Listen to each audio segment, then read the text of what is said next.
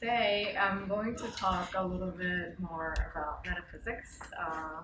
I'm sure that for mathematicians, maybe it's not such a topic that you're so familiar with.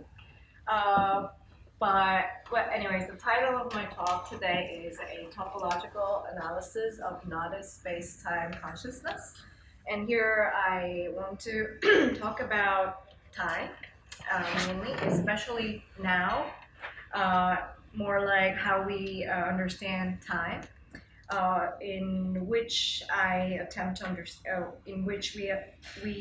understand our consciousness, like how our consciousness works, or how we are conscious of time. And I'm going to use not logic, um, especially Louis Kaufman's not logic, to understand how our consciousness works, or what it looks like, trying to give you a new model, possibly. So it starts with this question, like, normally we think the time flows like this, but does it really flow like this? Like, that was my question, my initial question. What if time flows like this? Like in a knot shape. So let's see if that works. So today I'm gonna use two knots. One is triple knot, and the other one is Borromean rings. And in the Borromean rings, there are 6 crossings. I marked them as A, B, C, and alpha, beta, gamma, and right. At these 6 crossings, these 3 individual rings are connected and separated. Okay. And here I use Kaufman's knot logic. So this means that at this crossing, we see this membership relationship between these 2 different rings. So here you can see that A belongs to B, because A goes under the line B. So that's the membership relationship. And in the Borromean rings, this is how it works. I mean, we already talked about this in the morning. So A belongs to B and B belongs to A. So 3 rings mutually belong to each other. What does belong mean? That means that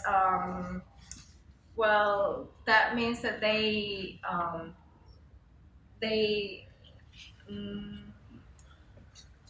they are members of the same group. You can see that as a kind of set theory, Right, but right. maybe hypersets, that means not well funded. Yeah. Okay. Les ensembles non bien fondés peuvent avoir ce genre de propriété. C'est une variante de la théorie des ensembles dans laquelle tu peux avoir ce genre de choses. Right, right. That was, yeah, I should have explained it first, because it was like belonging, like not like belonging maybe in the sense that we talk about normally, but yeah, like the set theory explanation would do. So at each crossing of the Borromean rings, this is what we have, like the membership relationships. It's not so complicated. But what I find very interesting here is that in the 2-dimensionalized model of the Borromean rings, inside there is trefoil knot, but the edge is open. And the trefoil knot has 3 crossings, which is the inner 3 crossings of the Borromean rings. And this is interesting in the sense that it belongs to each other, but unlike the Borromean rings, this ring consists of one seamless line.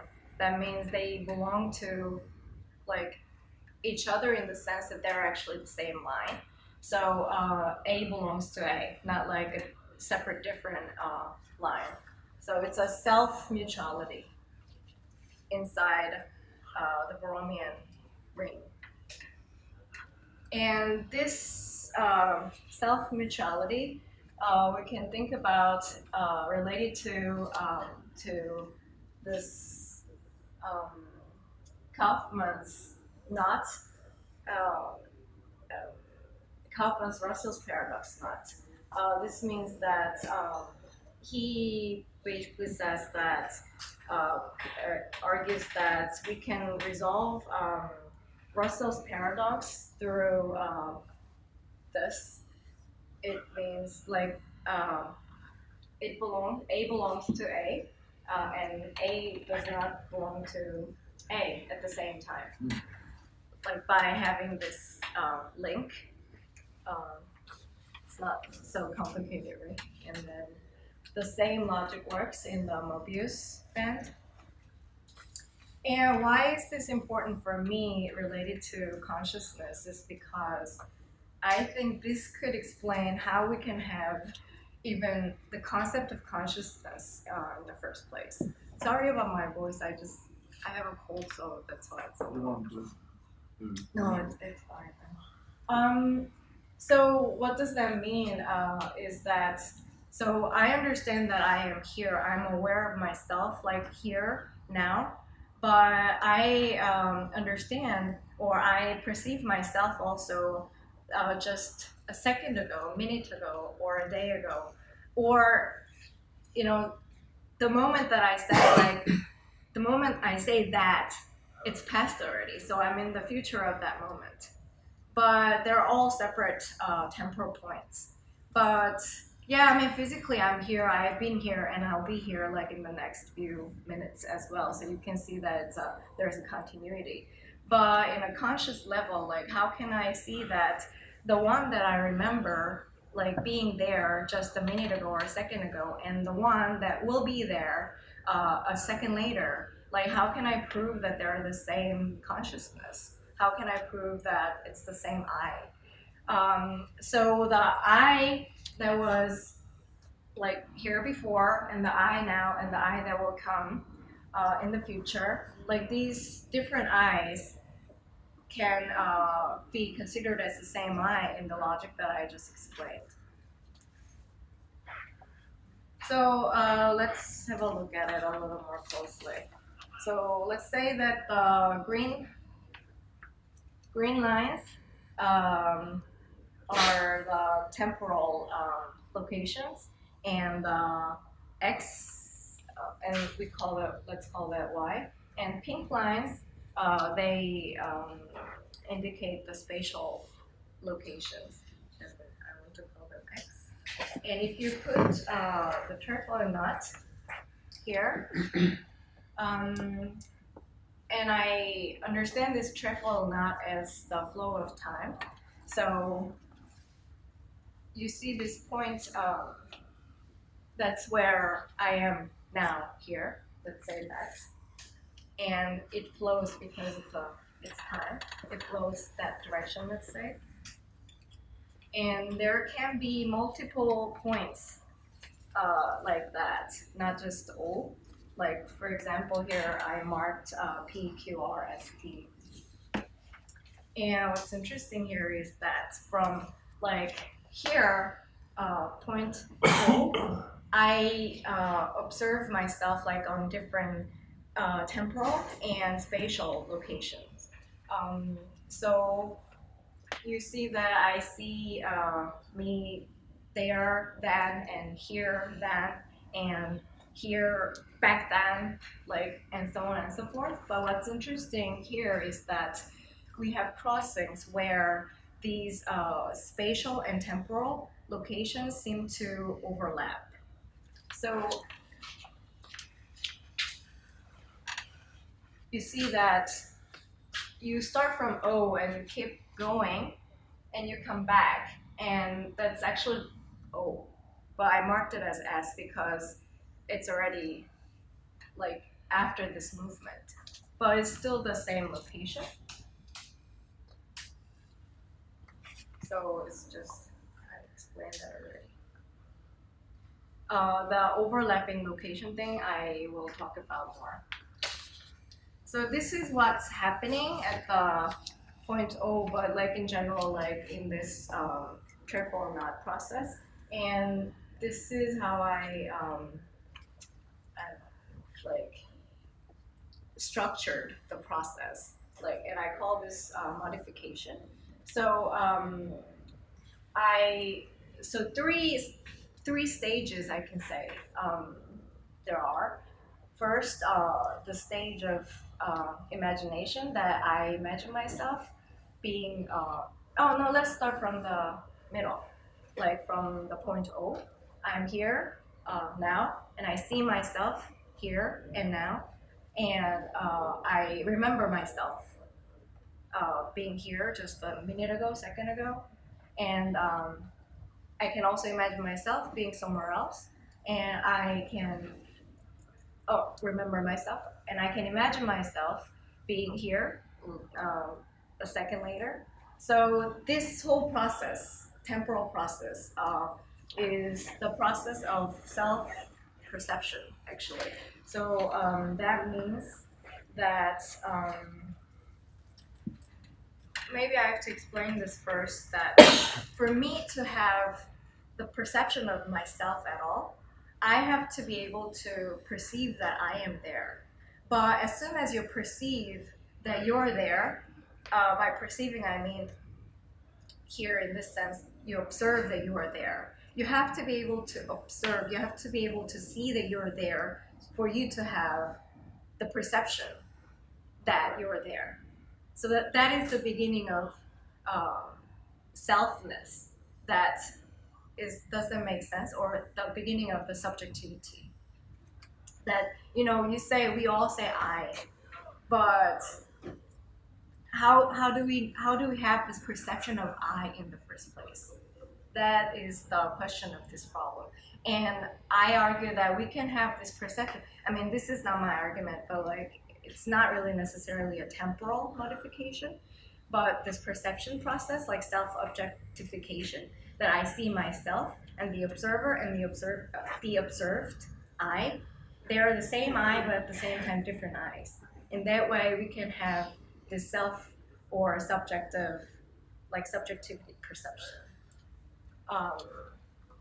And I'm saying that this is a temporal, or at least it is based on a temporal perception of myself.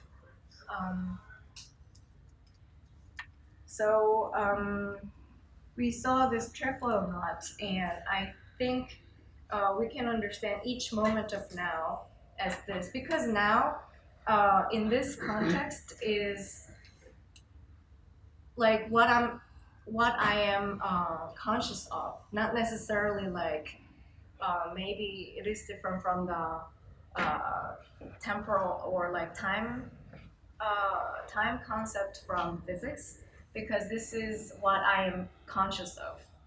So like beyond what I can be conscious of, like what can we really talk about? That's another big question in philosophy.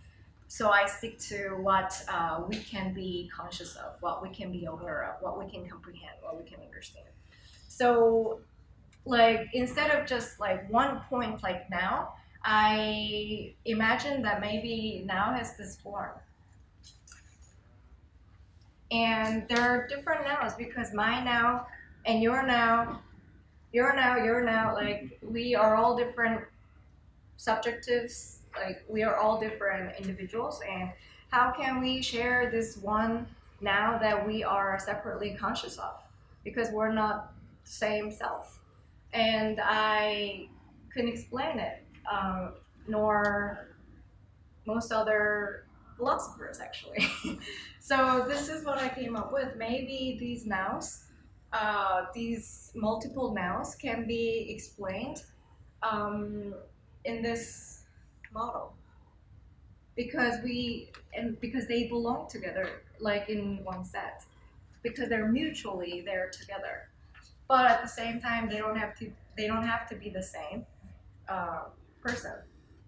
So conventionally in philosophy, not only in philosophy, probably like traditionally, we have understood the flow of time like this, like as the line of points of now, like this seamless succession of now moments, and each now has its plane of now. And on the plane of each now, the temporal modification is described or spatial locations are marked. But the problem is, let's say that this is me and this, I was here and then there on a different plane of now and there, so you connected and that's the flow of time, and that's, but you know, this is very problematic because we cannot really explain that this point and that point and the other point there, like how they're connected and how how they share an identical subjectivity cannot be really explained in this model. And also these different points, these different dots on one plane, like how they are there at the same time on one plane of now, also this multiplicity of nows cannot be explained in this model. And especially this consciousness, like I said, no, let's talk about it a little bit later. So I thought these, if there are planes at all, they should probably look more like this, especially in the trefoil knot model. If they look like this, let's see. Let's try to saw in a string of our time consciousness of an identical subject, identical subjectivity. And there must be many, many of them because there are many of us. It's not just me who exists in this universe, so there must be many. And then if you look at it from above, it must probably look like this, like crazily like tangled rings, like strings. And there you see knots and crossings and links, and we can understand these relationship through like the connective space or Borromean space that we talked about earlier. So yeah, so I have to talk more about like how this subjectivity concept works. So if we say that there's we saw that there were 2 points, but actually 1 point, O and S. Do you remember on this trefoil knot? And I already explained that I can have the concept or perception of myself through seeing myself as an object. It's not really an object, but I have to see that I'm there or I have to be able to locate myself like spatially and temporally. That's how we can understand that that's how we can have this concept of self. And this is how it works. I see myself, and this process, this observing process, creates space. In what sense? Because it's a movement. So in that sense, so maybe it's not necessarily like this physical space that we're in, but this is more of an like the space in our consciousness. So it's basically the same. How can I be two at the same time? You know, like temporally it's impossible. But like I can just be here right now, like as one person. So this whole like seeing myself like as an object itself is like in this physical world impossible. But like because we have to assume that we see myself like from a global like point of view, like so. In that sense, I say that there is this space created, like through this movement, through our conscious movement. I would have said this process creates Uh-huh. process instead of space. Yes, I agree with that, and I say that too. But I say that this process creates space.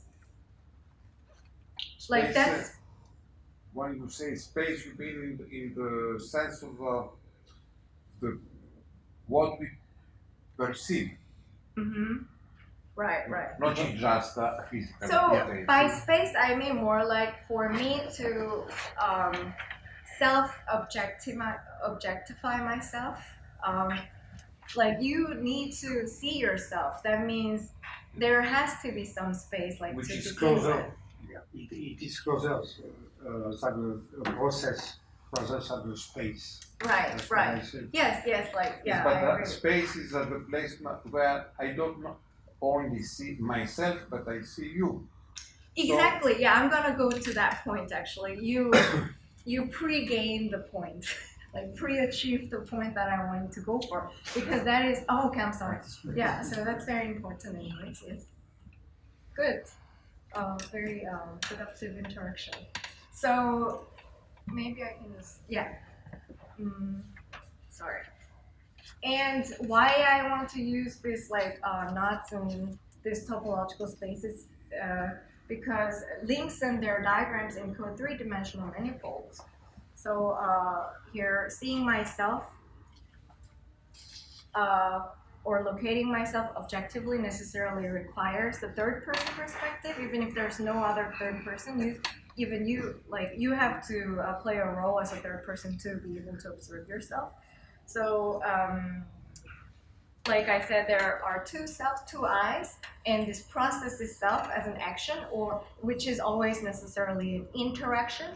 So, in that sense, it's always threefold, and in that sense, it creates space. I argue.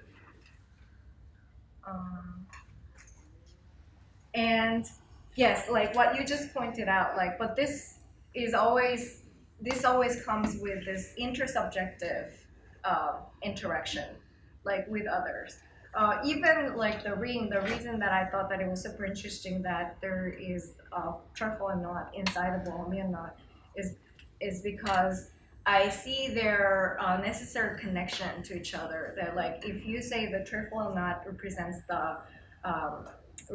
the self-mutuality, like how you have the perception of yourself, it always comes with the mutuality itself. But at the same time, mutuality always comes with the self-mutuality too. So they are interconnected. And like, it's very shortly just music. And in this sense, I talk about music from a different point of view. Once I wrote that we listen to music like this. But why music? Because I think music is the most intuitive, but at the same time, most analyzable way of our understanding of time. Oops. But I think actually at each moment, each point of now of music, this is probably what we hear. Because this modification happens, like the modification of like remembering and imagining and like observing myself at this moment. Like these three moments, artificially separated three moments, like temporal moments, like they are interwoven and they are mutually like belonging together. They form this complete nowness.